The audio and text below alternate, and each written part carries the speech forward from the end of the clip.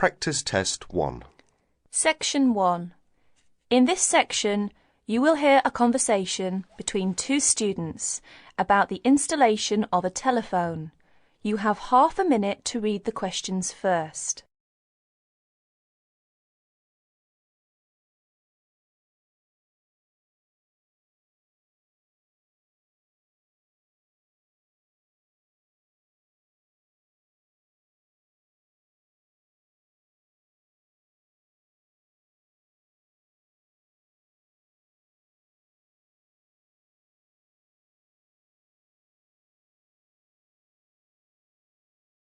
Now listen to the conversation carefully and answer questions 1 to 10.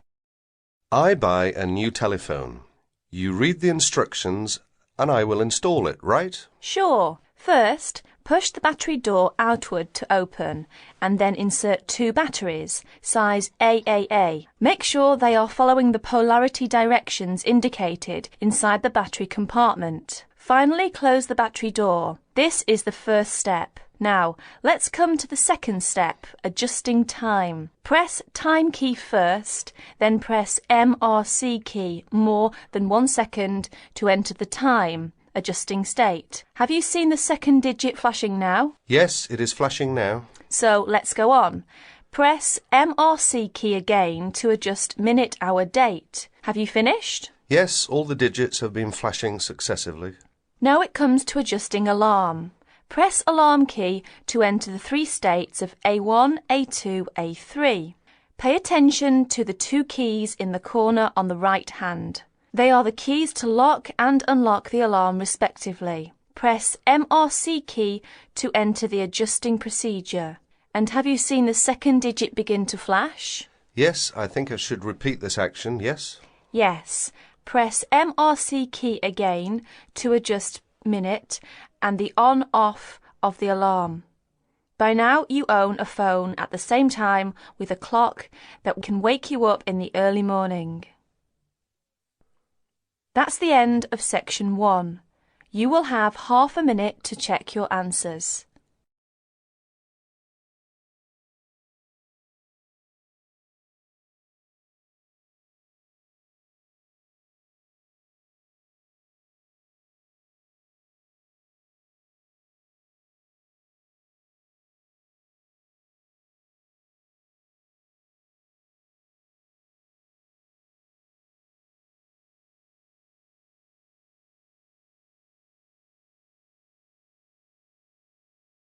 Section 2. You will soon hear an informative talk given by Michelle on how to keep out burglars and keep your home safe.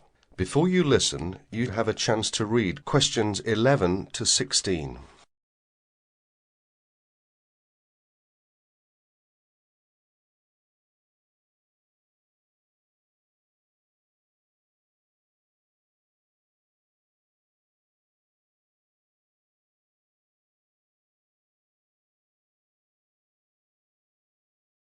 As you listen to the first part of the talk, answer questions 11 to 16.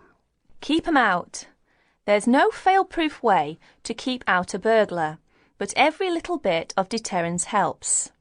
Even if you can't afford a security system, you can take a few minutes to make your home a little safer. Some relatively simple steps will greatly decrease the odds of a break-in, which means you can enjoy a bit more peace of mind. And isn't that what home is all about? Think like a burglar. If you were one, how would you get into your home? Evaluate your home from the inside and out, night and day. You might even try a mock break-in, trying window jambs and loose locks on your house's perimeter. To keep out a burglar, the first thing to do is to secure the windows. Though windows are relatively easy to break, the loud noise of shattering glass will deter a thief if you're near other houses. Don't leave windows open during the night, whether you're at home or away. That's a common sense precaution, but a surprising number of people forget to do just that. Use a pick-proof locking device for your windows. Make sure the frames are solid. If you're beyond the earshot of your neighbours, they won't hear the glass breaking. Consider installing a plexiglass sheet for the more accessible windows. This will make entry through them more difficult. Your doors should also be secured. If you don't have a peephole, install one in the front door. If you have one, make sure that you and your family are in the habit of using it. Don't open the door to anyone you don't know, especially at night. If the peephole is out of reach of your children, keep a stepladder or stepping box by the door for them to use. If there's any glass within 2 feet of your front door lock, consider a locking device that would be out of reach if the glass is broken. Now, a few tips on how to protect your valuables. Don't leave your valuables, stereo, computer, jewellery, etc., where they can be seen from the window. If you don't want to hide everything from sight, consider blinds. Make a valuables inventory. Keep a record of your expensive and personally significant items, not just a listing, but a photographic or videotape record if possible. Store this inventory at another location. This is helpful for both the police and the insurance agency to identify the stolen goods.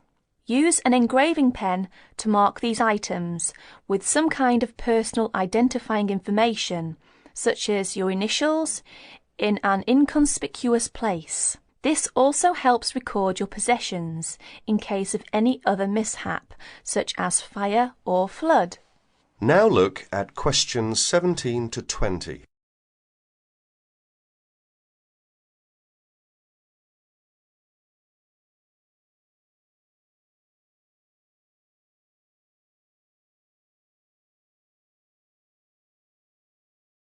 As the talk continues, answer questions 17 to 20. Don't stop your security awareness at the outside walls of your house. Your yard areas, if any, also deserve your attention. In general, don't leave anything around the yard that might help a burglar get into your house. Ladders, stackable boxes, or any garden tools should be put away, preferably in a locked cabinet. Install a light in your yard that is sensitive to movement. Place it high and out of reach. Trim hedges or bushes that are near doors or windows. These can be good hiding places. Don't place outdoor furniture tables nearby the house. These could become an easy stepladder to the roof. When you are on vacation, create the occupancy illusion. Maybe you laughed at your mother for leaving the lights on and the radio playing while she left for vacation, but she had the right idea. Those steps aren't quite enough, so try these strategies. Buy electronic timers that turn lights on and off at different times. Hook up a timer to your TV for a few hours each evening. Turn up the volume too.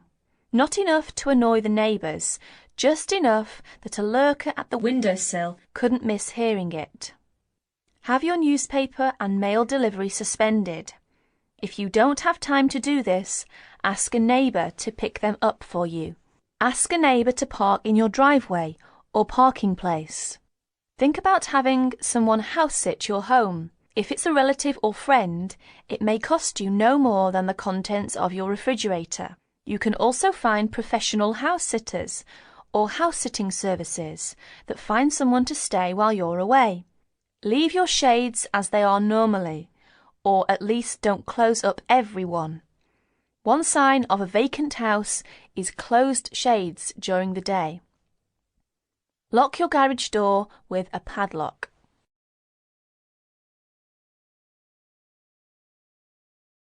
That is the end of section 2. You will have half a minute to check your answers.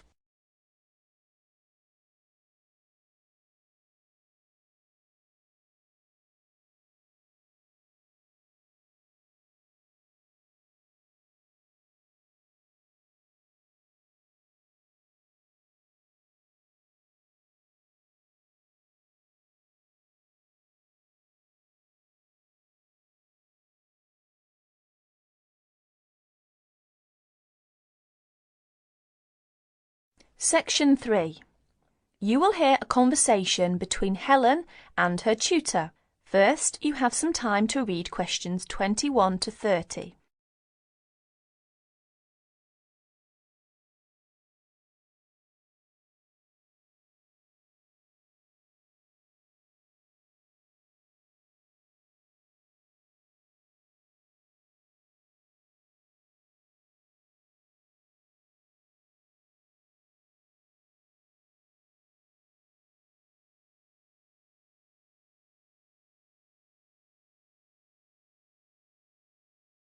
Now listen carefully to the conversation and answer questions 21 to 30.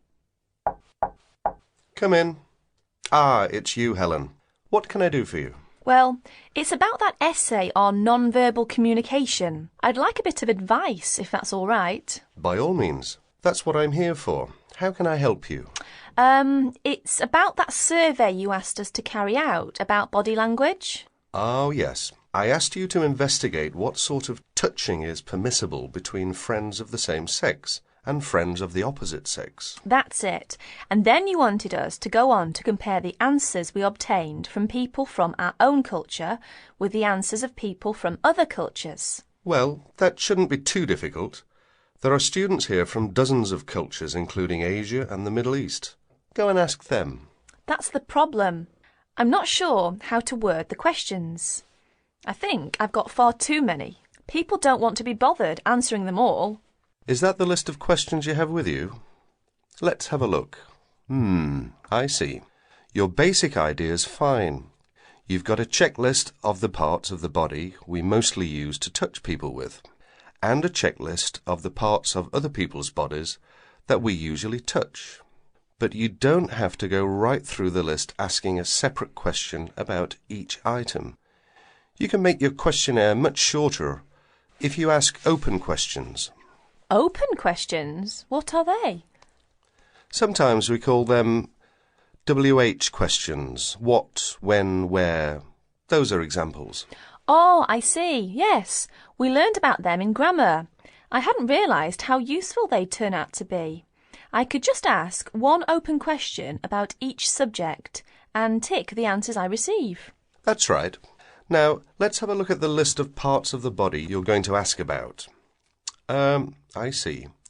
You've got the head, arm and hand, and, oh, it's over the page, the back, leg and foot. What about the shoulder and the thigh? They're important areas, and there are some others you should include too. Oh, yes, of course. I was in a rush and forgot those. What about asking people how they feel about being touched? Surely it's hard for people to put that sort of feeling into words. Yes, you're right. That's why it's essential to work out a rating scale for each response. Can you tell me a bit about how to use rating scales? Well, there's no way to measure how strongly a person feels about something, of course. All we can go on is what they report about their feelings. So what we do is offering them choices of ways to express how they feel. Very strongly, strongly, or not at all. That would be an example of a rating scale. In this case, as your survey is only a small trial sample, I suggest you use that 3-point rating scale I've just described. Very strongly, strongly, or not at all. That'll be enough to enable you to draw some broad conclusions. You may go on to refine your survey later if you decide to specialise in the study of non-verbal aspects of behaviour. Thank you. I'm much clearer now. Could I ask you one last question? I'm afraid I've got a brain like a sieve, but I just can't remember the technical term you told us for the study of touch. It sounded like happy, but of course it isn't. Oh, you mean haptics. Haptics. Of course, haptics. That's it. Happy to be of service. That is the end of section 3. You will have half a minute to check your answers.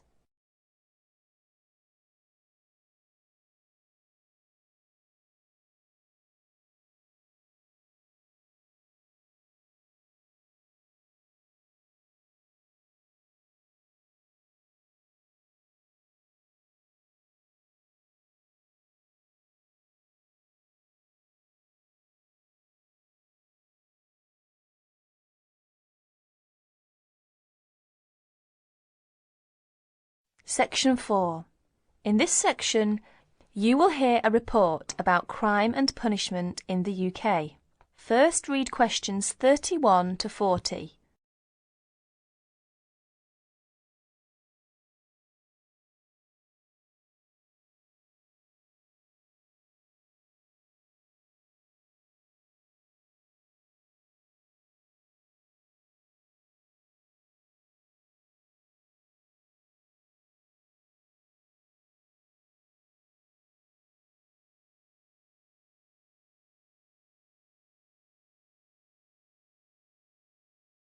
Listen to the report and answer questions 31 to 40. Like many other countries, Britain has experienced a great increase in criminal activity of nearly every kind. Nearly 5 times as many acts of violence were reported to the police in 1997 as 20 years before. Although most burglars are not caught, those who are caught overload the courts and prisons. Although the courts try, in theory at least, to use probation, community service, and other devices to avoid sentencing people to prison. The 50,000 people in prison are more in proportion to the population than in any other Western European countries. Vast sums are being spent on building new prisons, but the prisons are still overcrowded, and the humiliation suffered by their inmates makes rehabilitation difficult. Many prisoners are released early on parole. The prisons in England are run by the Home Office, though each prison has a local board of visitors who make reports about conditions and also deal with serious bad behaviour. Normally, prisoners are released after serving 2/3 or less of the time for which they were sentenced. But an offence in prison may be punished by the loss of some days of remission. There are several kinds of prisons, including open ones, and some prisoners go out to work in groups outside. Prisoners who want to study for examinations are helped to do so, and there are training courses in prisons. But in practice, some spend little time outside their cells. Most crime is committed by young males, and is opportunist and is not planned by hardened professional criminals, although these do exist in most common people's view. Crime tends to be concentrated in large cities and urban areas. About 94% of offences recorded by the police in England and Wales are directed against property, but only 5% involve violence. Rising affluence has provided more opportunities for casual property crime. In 1977, for example, car crime was only 1/10 of total crime, but this has risen to about 28%. The demand for and supply of illegal drugs had been an increasing factor in the incidence of crime in recent years. Regular crime surveys are undertaken in England and Wales, Scotland and in Northern Ireland. In 1999, a survey in England and Wales asked respondents for information about how crime had affected them in 1998. It estimated a total of 15 million crimes in 1998, the majority of which were against property. Violent crime accounted for only 5% of the total, while 36% involved vehicles, 9% were burglaries, and 30% other forms of theft. These surveys, the 5th of which is in progress, indicate that many crimes go unrecorded by the police, mainly because not all victims report them. That is the end of section 4. You will have half a minute to check your answers.